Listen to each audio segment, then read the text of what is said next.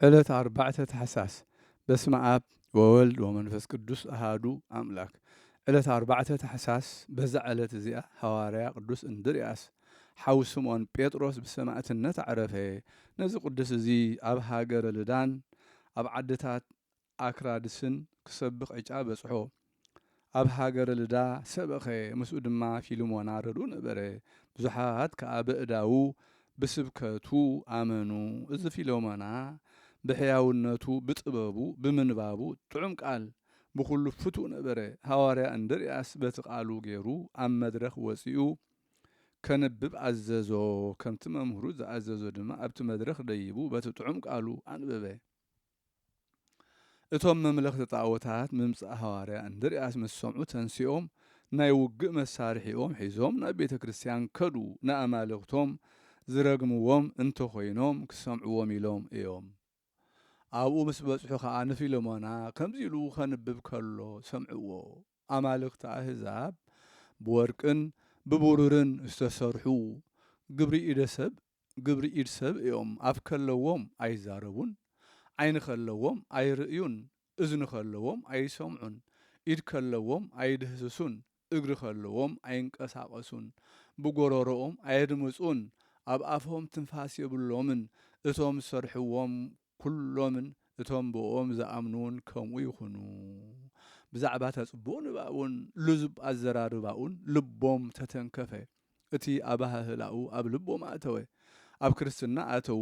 ንእንድርያስ ኣብ እግሩ ሰገዱ። ብጎይታና ኢየሱስ ክርስቶስ ኣመኑ። እንድርያስ እውን ትምህርቲ ክርስትና መሃሮም። ብስም ስሉስ ቅዱስ ድማ ኣጠመቖም። ድሕሪ እዚ ሰይጣን ኣብቲ ዓዲ ኣተወ። ክልተ ቆልዑ ዝጻወቱ ረኸበ። እቲ ሓደ ወዲ ቀሺ ዮሃንስ ተመሃራይ እንድርያስ እዩ። እቲ ካልኣዩ ከዓ ወዲ ሓደ ካብቶም ዓበይቲ ዓዲ እዩ። ክጻወቱ ከለዉ እቲ ሓደ ነቲ ካልኣዩ ሃረሞሞ ሞተ። ነቲ ዝሞተ ህፃን ኣቦኡ መፀሞ ንኣቦ ቀታሊ ወዱ ሓዞ። ኣቦ ቀታሊ ከዓ ካህን ዮሃንስ እዩ እምበኣር ከክንዲ እቲ ዝሞተ ወደይ ንወድኻ ኣምፅኣለይ ኣነ ከዓ ክቐትሎ የበሎ። ካህን ዮሃንስ ከዓ ነዚ ሰሚዑ ኣጸቢቑ ሓዘነ። ነቶም ሰብቲ ዓዲ ከዓ ናብ መምህረይ እንድርያስ ክሳብ ዝኸይድ እሞ ክሳብ ዘምፅኦ ተዋሓሱኒ በሎም። ናብዚ ክመጽእ ነዚ ዝሞተ ቆልዓ ከዓ ከተንስኣለ ይበሎም። ንሳቶም ከዓ ተዋሓስዎ እሞ ንሱ ከዓ ናብ እንድርያስ ከደ። ብዙሓት ህዝቢ ከጠምቕ ጸንሖ። እቲ ዝኾነ ኩሉ ከዓ ነገሮ። እንድርያስ ከዓ ኣነ ብዛዕባ እዞም ዝጥመቑ ዘለዉ ህዝቢ ምሳኻ ክኸይድ ኣይክእልን እየ፣ ግናኸ ንፊልሞን ምሳኻ ውሰዶ እሞ ነቲ ዝሞተ ከተንስኣልካ እዩ በሎ። ቀሲስ ዮሃንስ ከዓ ንፊልሞና ወሰዶ። ካብ እንድርያስ ከዓ ኸደ። ናብቲ ሃገር ምስ ቀረበ እንሆ ሮቆስ ዝተባህለ ገዛኢ ቀታልን እናደለየ መፀ። ሰይጣን ሓደ ሽማግለ ሰብ መሲሉ ንፊልሞና ክሕዞሞ ክሓቶ መኺርዎ ነበረ።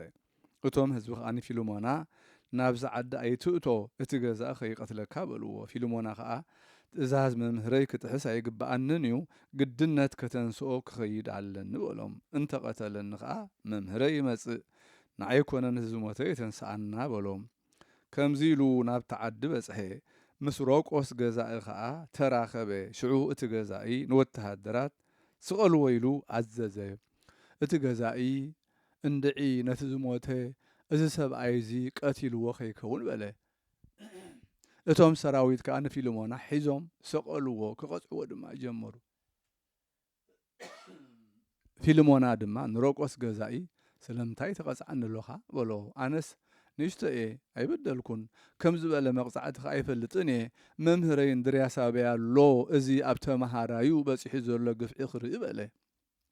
ናብቶም ዝቐጽዕዎ ዘለዉ ወተሃደራት ተመሊሱ ድማ ካባኻትኩም ገለ ርህራሄ ዘለዎ ዶ የልዎን እዩ? ገለ ዝድንግጸለይ እሞ ናብ መምህረይ እንድርያስ ከይዱ እዚ ዘለኽዎ ስቕለትን መቕጻዕትን ዝነግሮ ዶ የልዎን በሎም።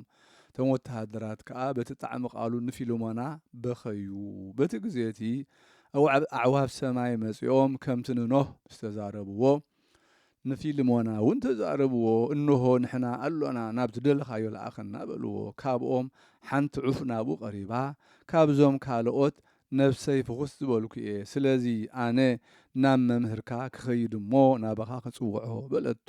ንሱ ከዓ ገለ ካብ ዝማድኪ እንተረኸብኪ ምስኦም ከይትድንጉ ደሓን በላ። ኳኹውን ናብኡ ቀሪቡ ኣነ ናብ መምህርካ ክኸይድ በሎ። ፊልሞና ኸ ቀደም ዘበን ምስ ተለኣኽካ ኣብቲ ታቦት ንዝነበረ ኖህ መልእኽትኻ የብፅሐካን በሎ። ፊልሞና ግን ንርግቢ ፀውዓ ኣቲ ካብ ኩለን ኣዕዋፍ ዝተሓረኺ ብርኽቲ ኢሉ ዝፀውዓኪ ንስኺ ብግዜ ማይኣይሂ ኣቦና ኖህ ኣብ ታቦት ከሎ መልእኽቲ ዘብፅሐኪ እሞ ጻድቕ ኖህ ድማ ዝባረኸኪ። ሕጂ ድማ ናብ ሃገር ልድያ ናብ መምህረይ እንድርያስ ኪድ እሞ ኣብ ተምሃራዩ ፊልሞን በፂሕዎ ዘሎ መከራ ክርኢ ነገርዮ ንመቕፃዕቲ ሰቂሎምዎ ኣለዉ በላ። ከይዳ ከዓ ንእንድርያስ ነገረቶ። መልሲ መልእኽቱ እውን ኣምፅኣትሉ ጽናዕ ኣይትፍራህ እንሆ መምህርካ እንድርያስ ይመጽእ ኣሎ ንሱ ከዓ ጉዳይካ ክሰምዕ እዩ በለቶ። ሮቆስ ገዛኢ ምስ ርግቢ ክዛረብ ምስ ሰምዖ ተንሲኡ ፈትሖ በእዳዉ ዝቐጽዖ ዝነበረ ገደፎ ብጎይታና ኢየሱስ ክርስቶስ ከኣመነ ምስጋና ንዕኡ ይኹን። ሰይጣን ከዓ ኣብ ልቢ ሰበይቲ ገዛ ኣተወ ንውሉዳ ቀተለት ኣገልገልታ ተኣከቡ ንዓኣ ሓዝዋ ንገዛኢ ሰብኣያ ከዓ ነገርዎ ንፊልሞና እውን ነገርዎ። ፊልሞና ደጊሙ ንርግቢ ፀውዓ ናብቲ ገዛኢ ለኣኻ እሞ ብዙሕ ነገር ነገረቶ። እቶም ህዝቢ እታ ርግቢ ክትዛረብ ምስ ሰምዑ ተደነቑ።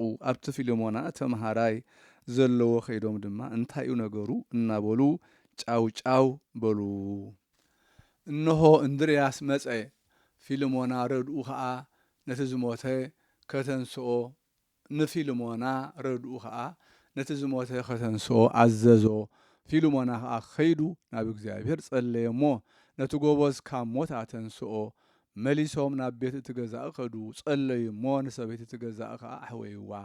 ንደቃን ንኹሎም ቤተሰባን እውን ኣሕወይዎም። እቲ ዝሓወየ ወዲ ድማ እቲ ኣብ ሰማይ ዝረኣዮ ኩሉ ኣዘንተወ።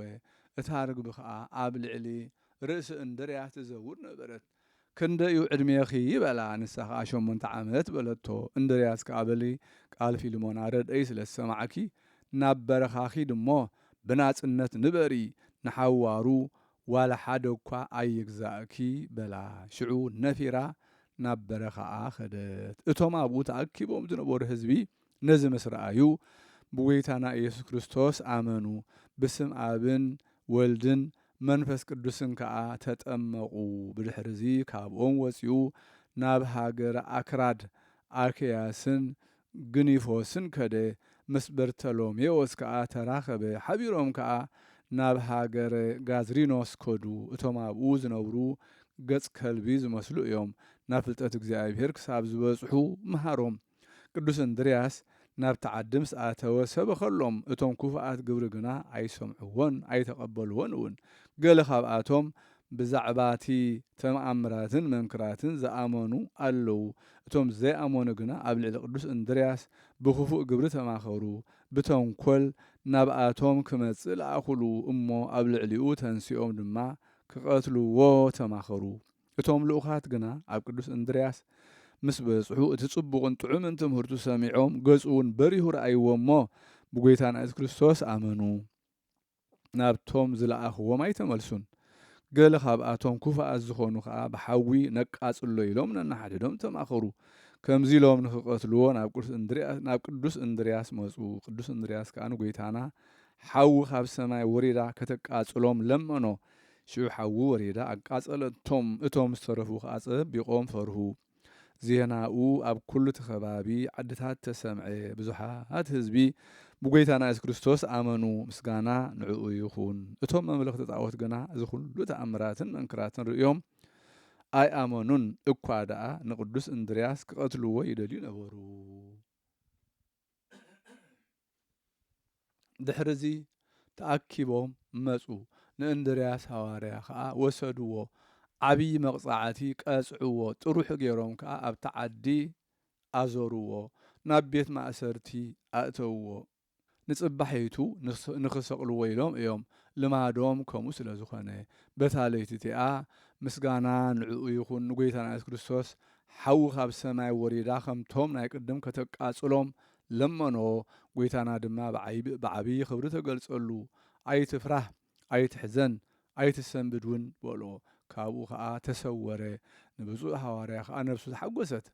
ምድሪ ምስ ወግሐ መጺኦም ኣብ ዕንፀይቲ ሰቐልዎ መሊሶም እውን ክሳብ ዝመውት ብእማን ቀጥቀጥዎ ምስ ሞተ ኣመንቲ ሰባት መጺኦም ቅዱስ ሥጋኡ ወሲዶም ገኒዞም ኣብ መቃብር ኣንበርዎ ቀበርዎ ካብኡ ከዓ ተኣምራትን መንክራትን ተገልጸ ቅድስት በረኸቱ ምሳና ትኹን ዘለዓለመ ዓለም ኣሜን። ሰላም ለከ ረድአ ኢየሱስ ኬንያ እንተሰበከ ወንጌሎ ወመሃድከ በኒቆምድያ እዜምር ለከ ወእየብብ በሃሌሉያ አንቀሃኒ እምሃኬትየ እንድርያስ ሐዋርያ ከመ በእዴከ ነቅሃት እሙታን ልድያ። ሰላም ንዓኻ ረዲ ኢየሱስ ኬንያ ፈጣሪ ወንጌሉ ዝሰበኽካ ዝመሃርካውን ኣብ ኒቆምድያ እዝምረልካ ዕልልካ እብል በሃሌሉያ ካብ ትህኪት አንቀሓኒ እንድርያስ ሐዋርያ ብኢድካ ከም ዝተንስአት ካብ ሙታን ልድያ። በዛ ዕለት እዚኣ መዘከርታ ኣባ ዖፅ፣ ዘካርያስ፣ ያዕቆብ፣ ስምዖን፣ ታኦድራን ታውፍልያን እያ። በረኸቶም ምሳና ይኹን ዘለዓለመ ዓለም አሜን።